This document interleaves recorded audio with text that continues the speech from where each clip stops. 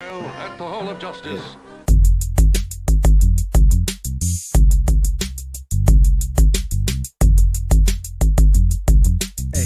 Hey.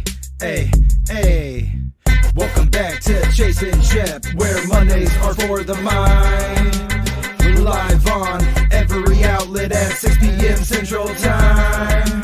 So hit the follow to the channel, make sure that you're notified, so you can join us every Monday. Chase Shep is now live. Chase Shep, Mondays are for the mind. This week's guest is a returning favorite, Christine Mauriello.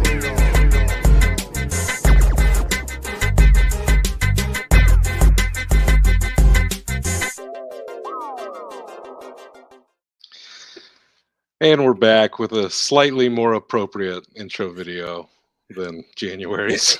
I thought I did pretty good. I didn't even curse in the That's intro. true. You left out all the gore and the violence for the most part. No and, cursings there. Opted for drug use from the jump, but Hey, that's okay. That's okay. we're in a legal state.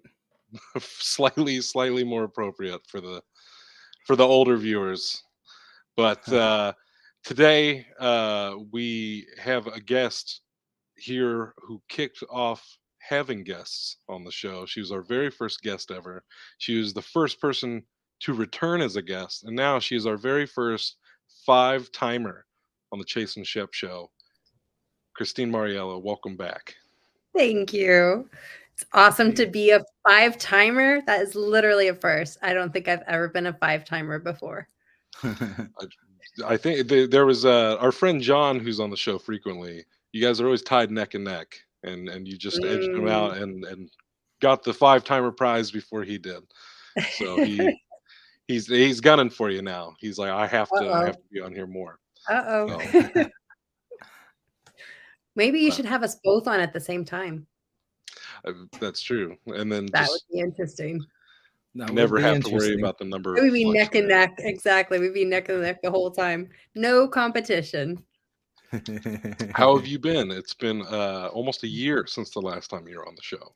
Yeah, seriously. And it's so funny because I was thinking about it before you even asked me. I was thinking about the last time I was on because it tied to when I had surgery for a car accident. Mm-hmm. And it's been a roller coaster of a year because after the surgery, so I had a car accident, I had COVID, and then I had surgery, physical therapy, all that stuff.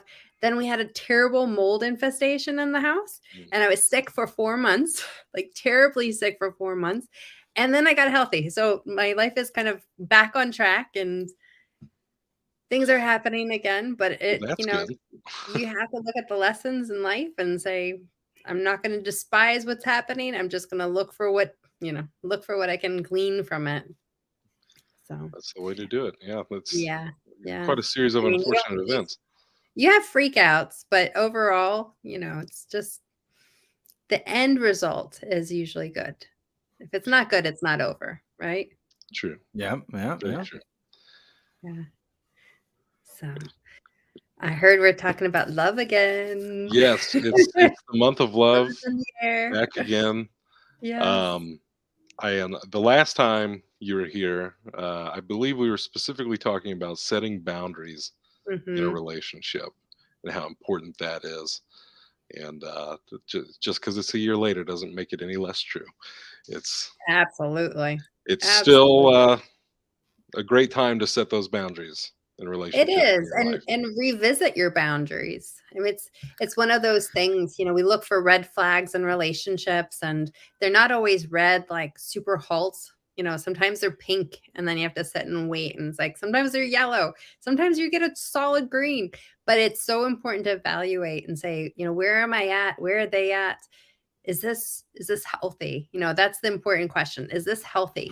Is this what's going to help me to grow in life? Is this a team member that I want to, build my empire of life with, which is so good. It's so good to ask these questions. And this year, I'm in a relationship. So I was just getting ready to ask if everything's changed for everybody. Yes, yes, it has Because I for don't me for remember if sure. Shep was in a relationship I last don't time. believe I was. I do No? not believe I was, and I still am not, so it's Oh, all well, good. then everything's the same for you. So you are in a relationship, I am in a as am relationship. I, uh, getting ready to have a child as well. So things Not have me. definitely changed. Yeah. Well, that's exciting. Yes, it's When did very this start? exciting. When did this happen? Back in November, so it's Oh, awesome.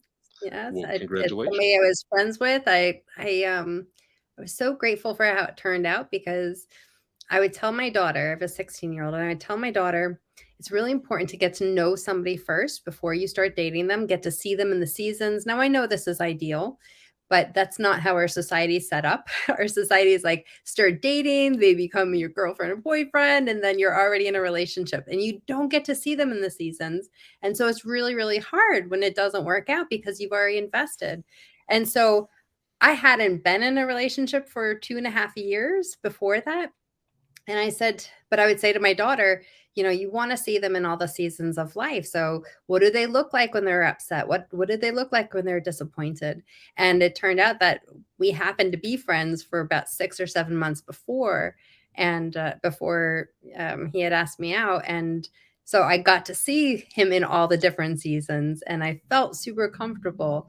And of course, I mean, it was the first relationship in a really long time. So I freaked out a little bit, but Mhm. I mean, internally, like, what's happening? How do I do this again? I forgot. It was I super fun. definitely I definitely understand that because I know, you and I, even after the last episode, we talked for a while, Hmm. every week or so, Yeah. and around that time, I was going through that around that time of having been single for 2.5 years and re-entering a relationship, and it was very, uh, I had to stop and start a lot. I had to really take a look at things, but measure what was important to me, set those Hmm. boundaries. Hmm. Um, and I'm glad I did. I believe in February is when we had what we called our month off, what I called our month off, Hmm. and and I was glad that we had it. We both are. We she still teases me about it, but we were both glad that we took that month apart to really decide if this was what we wanted, Hmm. because it was the first time I'd ever had a relationship where I did the opposite of what I usually did, which was usually I would get into a relationship quickly. And Hmm. what you just said, basically, I started going through the seasons with them already in a relationship and finding these Right. things out after I had already committed, which ultimately would lead to an ugly end or whatever. Um, Whereas this time around, I was very hesitant to get into it. I set those boundaries. I really wanted to get to know who I was getting into a relationship with this time. Uh, I know she wished it would have happened quicker, but we both definitely were glad that we took the time to Yes. find these things out about each other before we fully committed. And now Hmm. I feel like, as opposed to every other relationship before, because I've known these things, because we found these things out before, our relationship is so much healthier than any other relationship I think either of us have had. So That's great. That's super awesome. Yeah, setting the foundation is so important. You have to know those things, right? And even within ourselves, I knew, because I came out of a lot of turmoil and past relationships, I knew what I was bringing with me. You can only do so much healing on your own, right? And I put 2.5 years, and I was single for 5 years before that relationship. And so I'd invested a lot of time into healing myself because I didn't want to lower my expectations. I had really high expectations of the person that I wanted to be a partner to. And I got this reality check like, well, wait a second. If, Captain Wonderful walks through the door, is he going to look at me and say, yep, that's the one I want? Or, is he going to say, she's got some work to do, and mm, she's got some personal development, some growth. And so I didn't want to lower my standards. So I made a commitment to stay single and do that work and heal because there's a lot of things that we bring in. But like I said, you can only do so much work by yourself before you get into a relationship, and then that brings up a whole bunch of extra stuff that it's like, okay, now is when I really get to do the work. We think of relationships in such a pie in the sky, dreamy eyed Mhm. type of way, and it's like, Yeah. guys, this relationships bring out the best and the worst in us. So it's, yeah, that's where the work begins. It is work, and it definitely doesn't Mhm. stop. I think a lot of people get it in their heads that they do the work and then they get to a certain point and the work is over, and that's just not true. No. That's not Yes, that's true called whatsoever. death. It's called Yeah, death. That's yeah. when the work stops. I Mhm. wish it Um, was that easy. Shep, Mm-mm. what do you have to add over there? You're being awfully quiet. I mean, like I said, I mean, I implemented our last conversation we had very well, I feel like, in my life of setting my boundaries and, what I'm knowing what I want and what I was looking for. And, there was people over the year I had hung out with and talked to, and we were dating here and there, you know what I'm saying? But I was firm in my boundaries of being like, no, I was not trying to move faster than I wanted to. It's like, no, no, no, and if this ain't for you, then that's fine. But like, I ain't moving that fast. So Good for I mean, you. it things don't work out, but it wasn't like boohoo sad things don't work out. It's just like, hey, that's what happens. Mhm. Mhm. And Mhm. I think I had Well, gotten COVID too at some point over the last year. I feel yes. like, yeah, at the same time. I Because had that's like a when 3-week vacation. Well, that's when one of, those relationship things came to an end because I know I Oh, hadn't hung out with the girl in a minute, and then I was like, "Well, I got COVID now, so it's gonna be a minute," and they're like, you need it's extra med. done."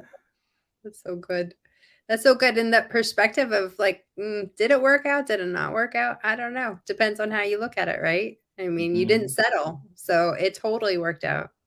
Right. Oh, yeah.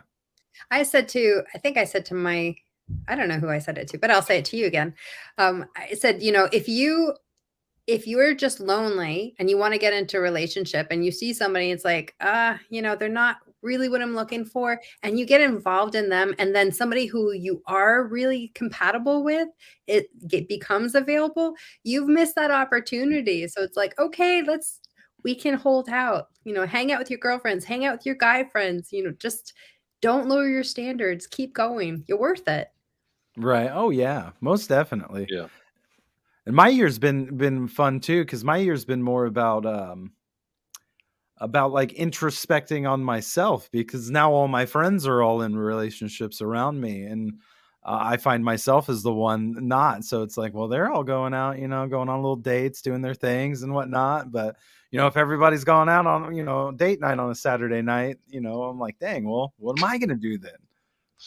And he says if you can't handle cash at his Corona worst, you can't have cash at his Corona best.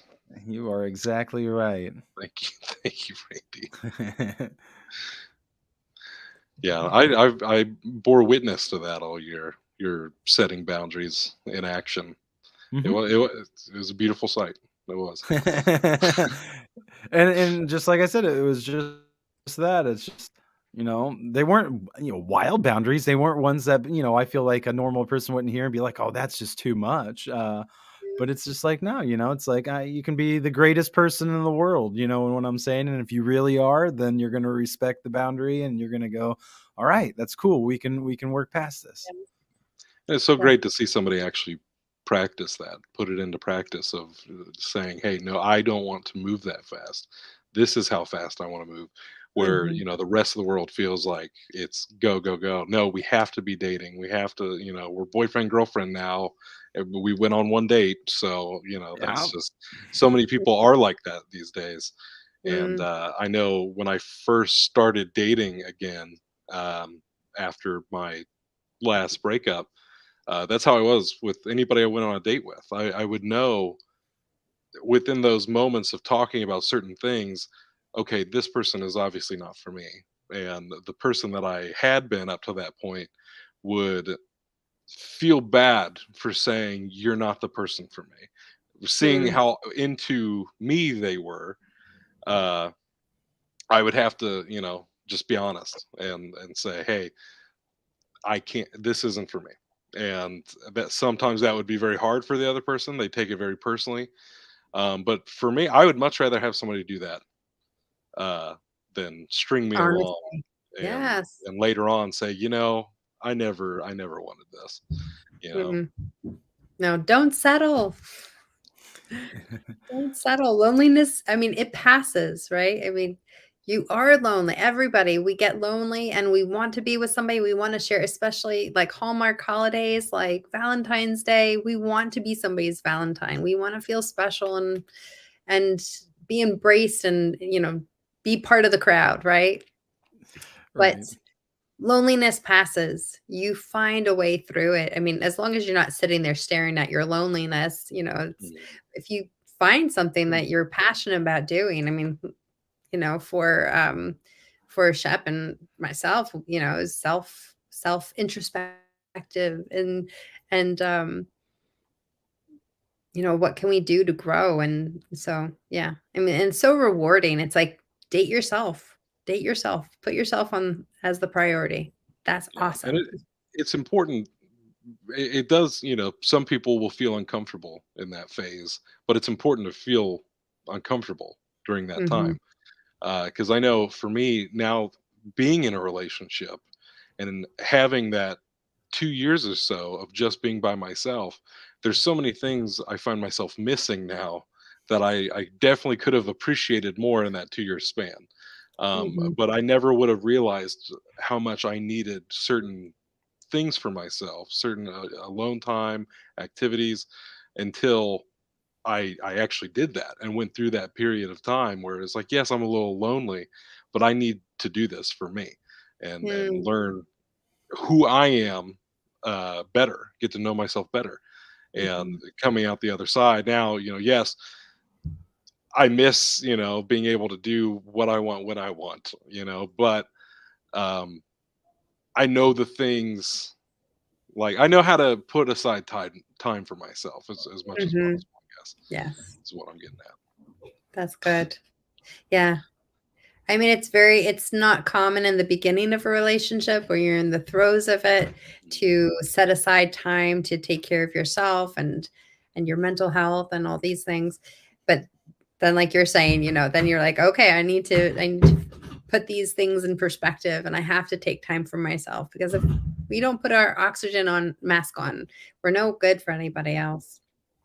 But, yeah. Absolutely. Um, so I did have a way to pivot this conversation because we did spend a whole episode talking about romantic love last year. And I don't think we're going to have any other guests this month to speak on this topic. But since I am a parent to be, and you two are both parents, let's talk about parental love. Let's Ooh. talk about that a little bit. Ooh. I love that. Teach me.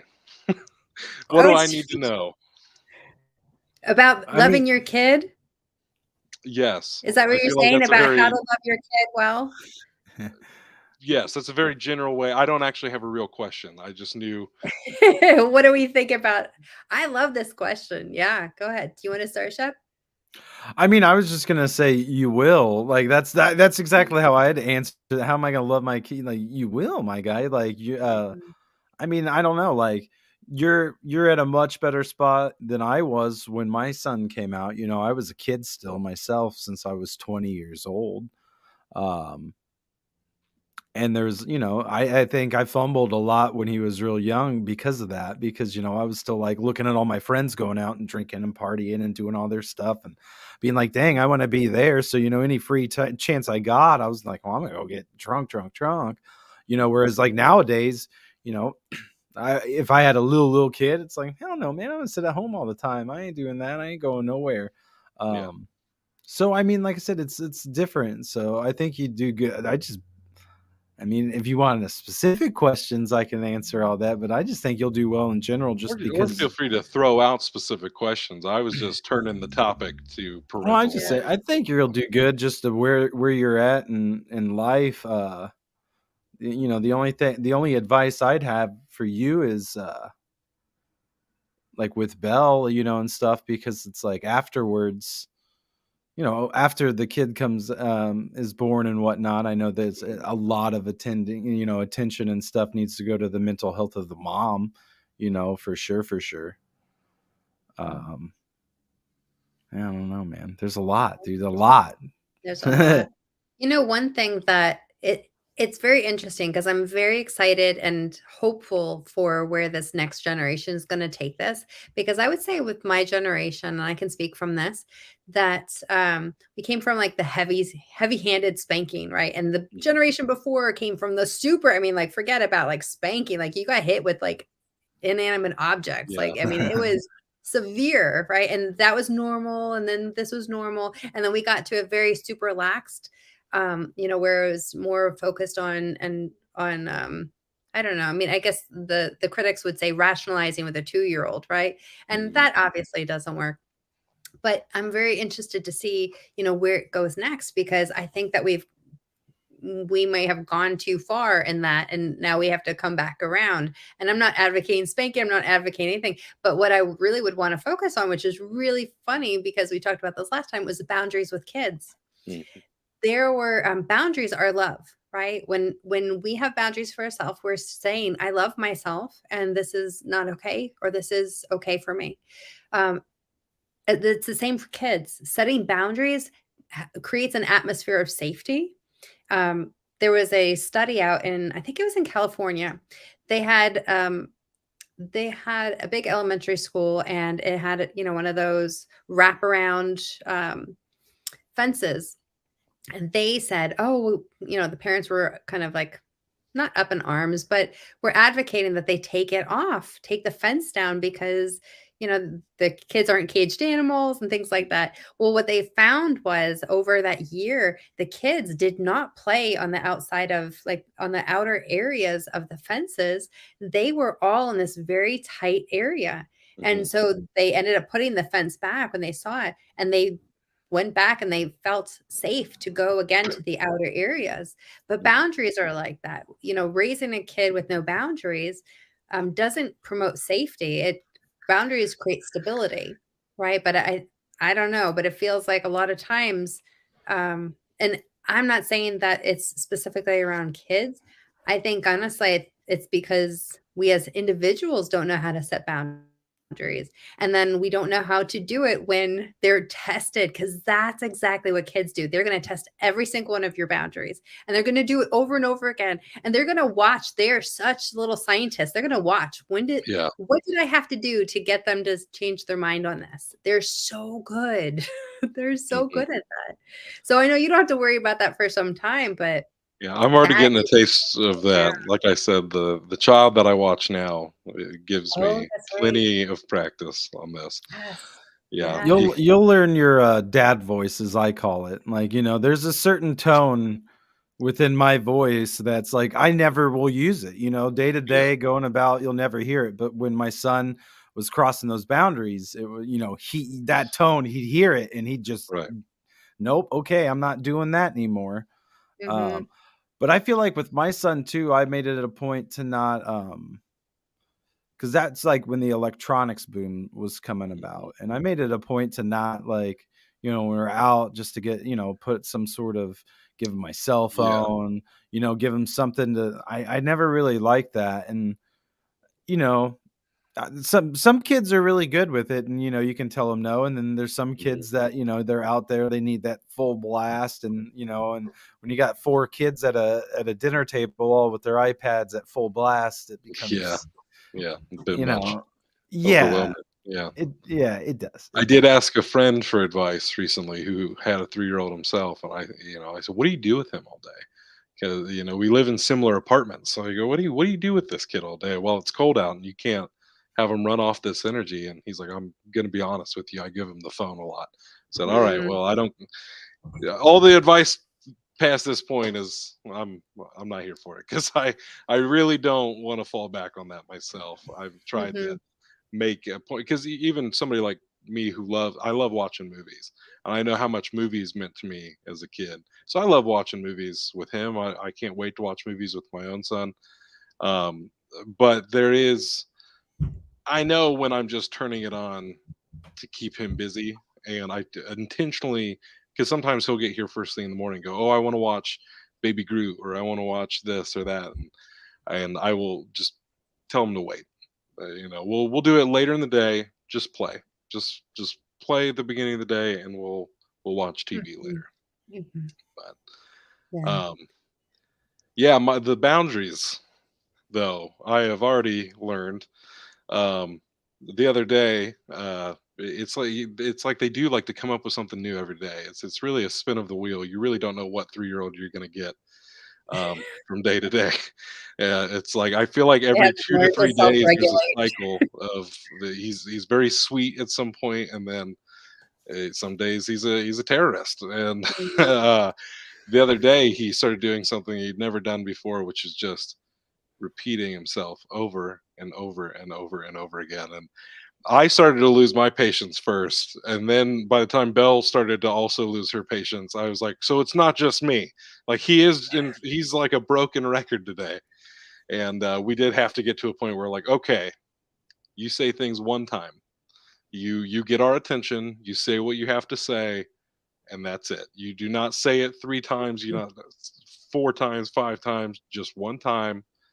And if we don't hear you, try to get our attention again. But please, the broken record thing was a bit much for me. I was like, I can't do this. I have too much anxiety for the constant repetition of questions I've already answered. Mhm. But Yeah. I know I still got a long way to go with that. But Mm. yeah, just those little things. That's what I was going to bring up earlier. Was boundaries with children, Mhm. because I definitely think that's important. Absolutely. And people don't associate that with love, right? They Mhm. don't think, I love my kids, I'm gonna have healthy boundaries for them, but that's what we need to do. I mean, that is a definition of why we have them, is to show them love. But it's funny because the other thing I was thinking about when you were talking about, having a kid, and I have a 16 and a 14-year-old now, and they're totally different from each other. I have a boy and a girl, but personality-wise, they're completely different. So it's a mixed bag. I don't know what I'm dealing with generally on a given day, which is beautiful, because, oh my goodness, it can feel like a roller coaster ride. It's like this happened at school. And just like you're talking about the 3-year-old, you don't know what you're going to get. They come home from school, they have a bad day, or they come back from their dad's house, or whatever scenario happens. And it's that ability to stop and love them where they're at and say, okay, I want to be with you, right? I'm not going to fix you, right? The tendency to try to fix people and um, problems and things like that is, I mean, I think we all know that doesn't work, right? But to be able to just be there with them and be there through it, because they're gonna regulate, right? But to know that at my very worst, I'm loved enough to be sat with and say, I'm going to love you through this. And I'm not going to change my mind, about, you can be as whatever as you need to be right now. And then you're going to come back down. 15 minutes is generally the rule of, like, when I see that kind of petering out. And they get to take that with them for the rest of their life, that my mom loved me enough to, like, in this situation, she really showed her love. My dad really loved me in this situation, even though I was so ugly, or I had done this or that. And it's so, it's unconditional, right? Mhm. It's that understanding really what unconditional love is. And that is what kids teach us. That hands down, that's what a kid teaches us, because a relationship cannot teach us that except through a child, I believe. I've I've been trying. I know how much he loves being around me, and so those moments where he is grating my nerves, I have to remind myself that, and I do try to, like today. I had a lot of stuff to do around the house, and so anytime I could, I would find ways to get him involved, because I know he just wants to be in there. I could Mhm. just tell him to go to the other room and play, watch TV, whatever. But like you were just saying, I know that that's what he appreciates. He may not really be helping me fold this laundry, but he feels like he's helping me fold this laundry, and he's having a Absolutely. good time, and that's definitely what's important. Mhm. Oh, that's so good. That's so good. It's definitely how it goes, man. I had to do that with my kid, I guess. the unconditional love, showing him that when, he came to me saying he wanted to move with his mom to Ohio, Mm, and to sit there and support his decision, even though, that's 2 states over or whatnot. It's just like, well, if that's what you want to do, go out there, experience life. And if you don't like it, I got a room here waiting on you, my guy. It's fine. Mhm.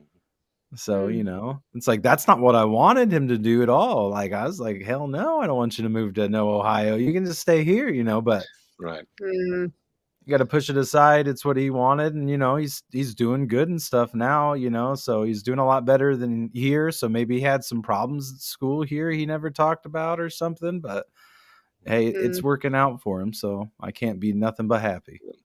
mm. Yeah, I it is hard.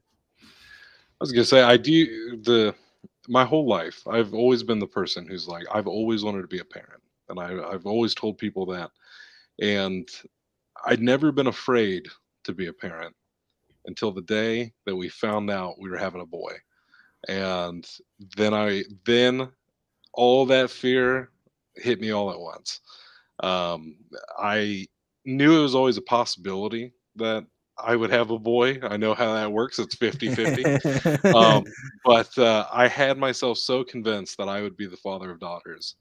And we were really pushing for a girl. Sorry to Charlie when he watches this when he's older, but we were really pushing for a girl. And so when we both found out that we were having a boy, I think we both had that moment of like, dang, we really had ourselves hyped up for a girl. But so much fear started to set in because I had myself so convinced that I'd be, a girl dad that I was like, what am I gonna do? What do I do with this kid? What if he likes sports? What if he, isn't into nerdy stuff like me? What if I end up being like, Oh, too rough on him? Or, I know I talked to a friend of ours the other day, just in passing. I told him that we were having a boy, and I told him what I'm telling you now, and he said he's got a girl and a boy, and he said with the girl it was so much easier because he just had to love her and protect her. But with the boy, he's like, I have to teach this kid how to be a man and make sure that he doesn't be a horrible person and all this stuff. And I was like, it's a good point. I never thought of it that way until he said that.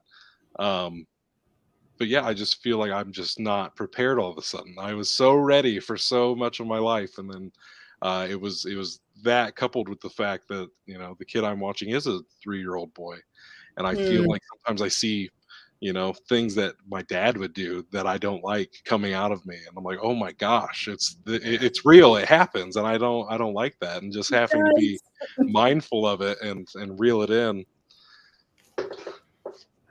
Right? Isn't that that's the most humbling thing. It's like, "Oh, did I just say that?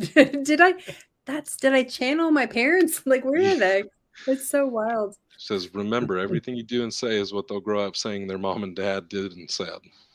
Oh, yeah, seriously, Pretty much. that's heavy. That is so heavy. I One of the things as a parent, and I didn't learn this until probably 7 years ago when I was really into my mental health journey, not just mental health, but physical health, spiritual health, is that I need to apologize to my kids, right? When I make a mistake, I need to apologize because truly, I do not see adults apologizing to kids.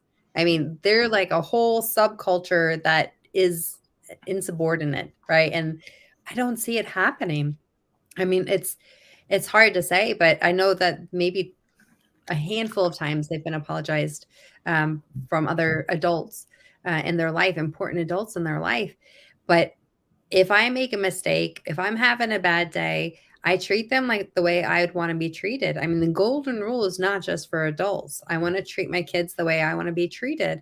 And if I'm having a bad day, if it's that time of the month, if whatever, I don't care what it is, and I'm already feeling like I'm not starting at 100 here, I want to let them know, hey, I want to give you a heads up.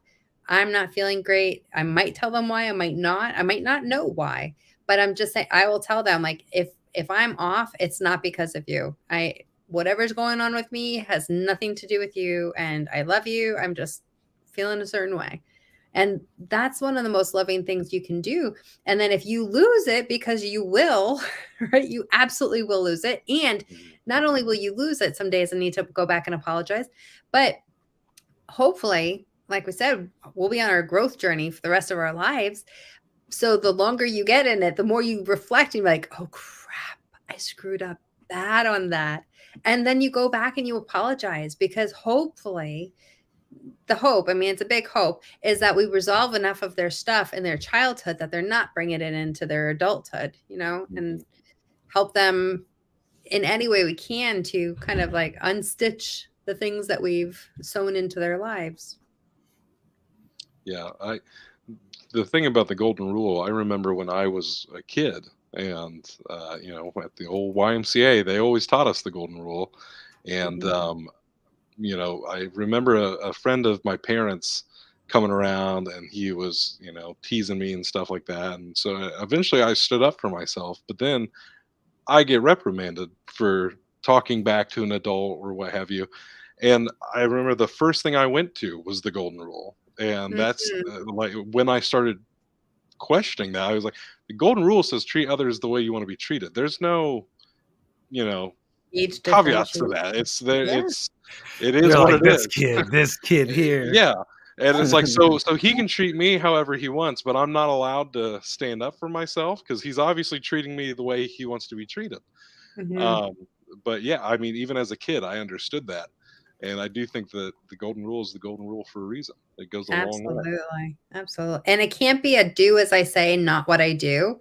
I mean, I'm one of Mhm. those people, I don't curse. I mean, I'm not saying that I never, ever, ever curse. I had a really bad day and some stuff came out, right? But generally speaking, like when I'm in my normal, like every day, I'm pretty tempered. I'm pretty even tempered, and I like words, right? So I have a variety of the words that I'll Mhm. use. And so I don't tell my kids, don't curse, that's not appropriate, and then do it right in front of them. I Yeah, don't smoke and then tell them, "Hey, don't smoke." I don't drink and get drunk in front of them and tell them, "Don't do that. Don't do that with your friends," right? We have to really like the bar gets set really, really high. So everything that we tell them to do, if we're not mirroring that for them, they're going to do what we do, not what we say. And then that is a definitely. huge stressor. That's a huge stressor. It's a big like, okay, we got to figure out how to get the stuff in our life under control because this is going to pass down. It's generational. It is, yeah. Yeah. We definitely curse too much around here, but we the kid is on it. We're not as worried that he's going to pick up these words because anytime anything comes out of his mouth, he goes, "Hey, that's not nice. You're right. Sorry. You're absolutely right." So he's the one that gets on us about it. So That's awesome. I just tell all the kids that I earned my stripes because they say you curse like a sailor, and I'm like, well, I was a sailor for a little bit in life, and I earned the right to say these words.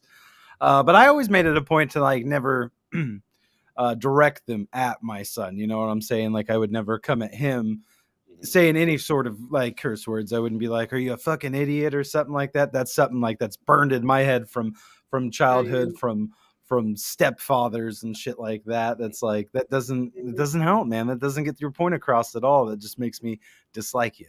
yeah. So that's the point I've always made at him, like and when I found him cussing, yeah, we caught him cussing and whatnot. He was using it in a term that I was like, well, somebody came at him very weird, and he said, what the fuck? In response, I was like, it's fair, but I just had to tell him, no, yeah, you're not there yet, bud. You got a few more years, but you ain't there yet. growing up, I feel like you hear it all the time about when parents tell their kids not to do something all the time, the kids are far more likely to do it. And so I had a few friends, one friend in particular, who was just very open with their parents. They had a very open line of communication between them, and they never told her, "Hey, don't drink, don't do drugs." I mean, they did, to the extent any parent does, but when she was in high school, they just had realistic conversations with her of, "Hey, we know you might do these things, and we'd rather you be honest with us about it." And because of that open line of communication, she almost never did any of this stuff. And it was her own choice. She just chose Mhm. not to.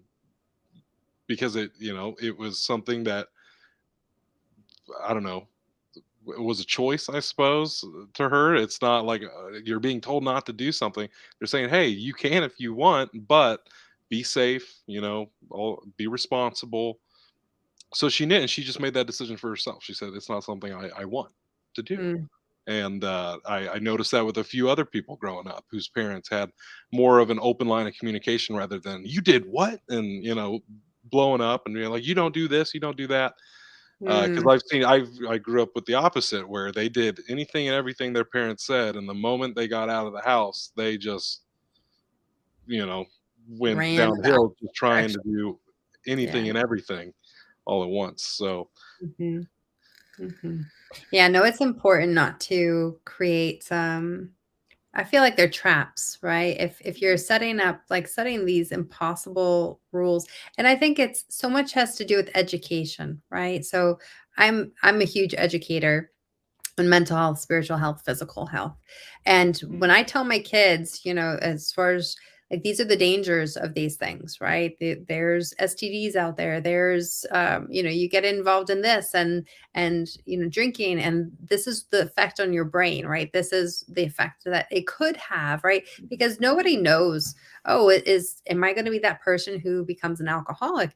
I mean, you're rolling a dice, right? Am I going to struggle with this? If I don't know. I mean, I've gone through that in my past, and I think for a lot of things, I was the best example for my kids of what not to do because they got to see the hardest years of my life. They got to see 5 years where my life went, and then it had to be built from brand new. And so they got to live through that. And so they don't want to do a lot of the things that I say. I really don't recommend this. That's not the best choice. You can make a lot of other choices. What's healthy, right? I mean, I think that I personally strive for health across the board. Now, that's why I'm grateful that I have a deadline of death because that's a long journey, right? Of like getting to a place of health in all these different areas, relational health, emotional health, when it's appropriate, sexual health, like all these things are so important to understand about ourselves because we are so complex and we deserve the best. Deserve to do the best for ourselves. And so when I have these conversations with them, I really bombard them with a lot of education, which they're not hearing. They're not hearing about the neuropsychological effects of, drugs and alcohol in their right.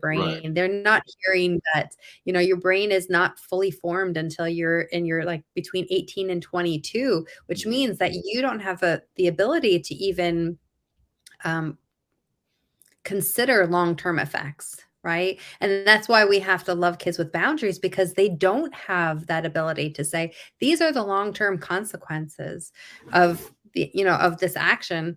I know people who let their kids get a tattoo at 16. I'm like, oh man. I mean, I was probably 17 or 18 when I got my first one. I wish I hadn't.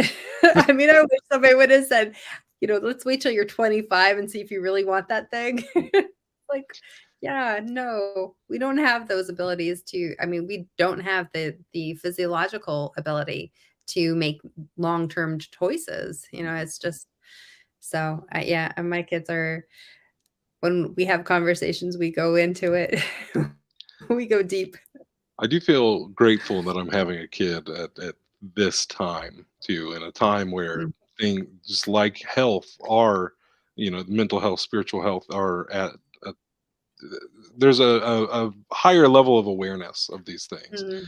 That Mhm. there's plenty of things that having to look back on my own life and figure out certain things that I deal with now, the root causes of them. Then that I've had talks with my parents about before where it's like, I'm not blaming you for anything, but you guys didn't know. You did the best that you could with the information you had, and sometimes it led to this reaction or whatever. But now we know. Now we know these things more than we did then. Um, and Dave says another parenting hack: grandparents. And with that being said, I have to kind of pivot it again from parental love of children. My love for my parents has changed because of all of this. With Mm, having a kid around, watching them now, having my own kid on the way, um, especially my mother.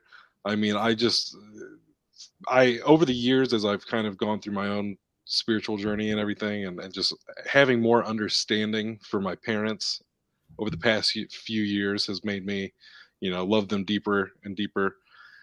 But this year, coming into this year and doing all these things, I'm trying to take care of a house and run a business and watch a child and do all these things all at the same time. And my mind immediately goes to my mother, on those days where I'm making food in the kitchen and I'm cooking for the kid, I'm cooking for my girlfriend. The kid's coming back for seconds and my food hasn't even hit the grill yet or whatever. oh yeah. And I'm feeling that, and the first person that comes to my mind is my mother, and I just think of how often she did that, with Mm, three of us. And I have just such a deeper appreciation and respect for now going through it myself, that I'm just like, I'm gonna ease way up. I'm like, you don't need me to call you all the time now. I bother you way too much. That's absolutely true. yeah. But Oh my gosh. That's so good, right? Sacrificial love. Like, is there any higher love than sacrificial love?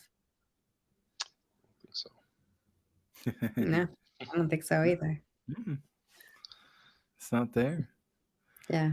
I come into new revelations of how well, I don't judge myself. I choose different terminologies when I think of how I was as a kid because I did go through a sexual abuse at 7. So when that happens, you don't go easy sailing, I mean it's kind of a rocky road after that point. Hopefully, until it gets caught and the kid gets helped, but that didn't happen for me until my 20s. So it was a rocky road. And so I look back and I'm very compassionate towards myself, but I'm also very realistic about the fact that my parents, because they didn't know, it was probably like living with Jekyll and Hyde, mhm. just not knowing, like, I mean, to an extreme, like, who are we going to get today? How easy it was going to be. And just looking at it from a parent perspective and saying, dang, this is really hard. I mean, I'm grateful that my kids haven't gone through anything like that. But I look at, the other things that they have gone through, like 5 years of starting over, starting life over with me. And just the different challenges that they have in their own lives and how it impacts them and how you have to pivot with them. I mean, that's such a perfect word because you think you're going down this road and then you're like, "Oh, this call happened or didn't happen and now this happened at school and so now we're going down this road." And then it's going, and my goodness, at the end of the day, you earn your Z's. You earn those times of Yeah. sleep because that is a seriously, I mean, it's like two jobs. It's like two jobs per kid. Oh, I vibe with that too, though, man. My mom, I was rough too because I was that kid that never wanted to eat what was cooked for dinner, So my mom went that extra step of making me whatever, I was like, oh, I'll just take, this, some nuggets and fries or something like that. Uh, but yeah, and I mean, they come in handy. You're gonna find yourself in a lot of times of being like, damn, especially when they're like little babies. I always felt like you freak out about everything with the first one because you're like, oh, what's First this? What are one. they doing? Why? So Mhm. yeah, you're gonna have your parents, your mom, probably for sure on like a speed dial of, hey, so wait, the baby's doing this. What does that Mhm. mean? Uh, Yeah, I've already been doing that. As soon as we started watching this kid, she's already received many phone calls going, "Hey, what is happening? What is this kid doing right now? Is he okay? Do I need to be worried about this?" I love your tutorial that you're getting. That is Yeah. so awesome. That is really cool. it is nice though because like I kind of had the same. When I was like 17, I was living with my dad, and my little sister was like 3 or 4, 2, 3, 4 around the time I was living there. So by the time my son hit that age, it was like, oh, this is easy money. I already went through this once before. I can do this Yeah. again. But yeah, it's like getting to that point. That's like, okay, little baby, everybody's like, oh, you got to be careful. Don't watch the neck and all this stuff. Oh, that gives me anxiety. That's why, like, I won't hold babies. I'm just like, nah, I'm good. I'm good on that, because everybody's like, just be gentle, just be, and it's cool. I'm Yeah. I know. I know. I agree. The first one, I mean, I didn't have my mom on speed dial. I probably did, but even more so, I had the pediatrician on speed dial. I mean, it turned out that I needed the doctor on speed dial more, but with my daughter especially. But my goodness, you earn your stripes that first child. So it's yeah. So and no book prepares you. You can read everything that you want, but each child should come with their own individual manual, because every child is unique. Every child has such I think intricacies. It's like, well, they are sleeping through the night. They're not sleeping through the night. Why aren't they sleeping through the night? They prefer to sleep next to me. And everything that you do is going to be so geared to what's important to you. And some things you just have to throw up right out the window, right? Some things that you read, like, well, don't co-sleep. Well, that went right out the window, because I'm not a good night person. I'm knocked out. So I'm like, all right, well, if we're going to feed, it's going to be at night and it's going to be right next to me. So that whole, like, don't co-sleep, you suffer the consequences, but that's like with life, right? You make choices and there's consequences for it. Yeah, most Uh-oh, definitely. you're not gonna hold their baby. I'll do the thing where I'll sit down and you guys can give me the baby sitting down or Okay. something like Yeah. that, and put it in my arms, and I'll be like, yeah, very cute, nice boy. Yeah, Put you it just in You bet. get the boppy around you, and you Yeah, just like fold your arms out like that. just like you do to the, like, the little guys. You make them Yeah, sit there, with the boppy. You just hold them out Yeah. like this, and right. get a couple pictures, and we're good. Oh, that's great. Yeah. It'll be fun. I feel like I'm finally gonna have to put my money where my mouth is. All these years talking about wanting to have a film career and children, and people are always like, how are you going to do that? I'm like, it'll be fine. And now coming into this year, not only am I having a child this year, but it's also one of our most filled up years as far as the film stuff goes. And so we've got all these projects that need worked on while I'm having a newborn child, and so it'll really put me to the test to Oh yeah.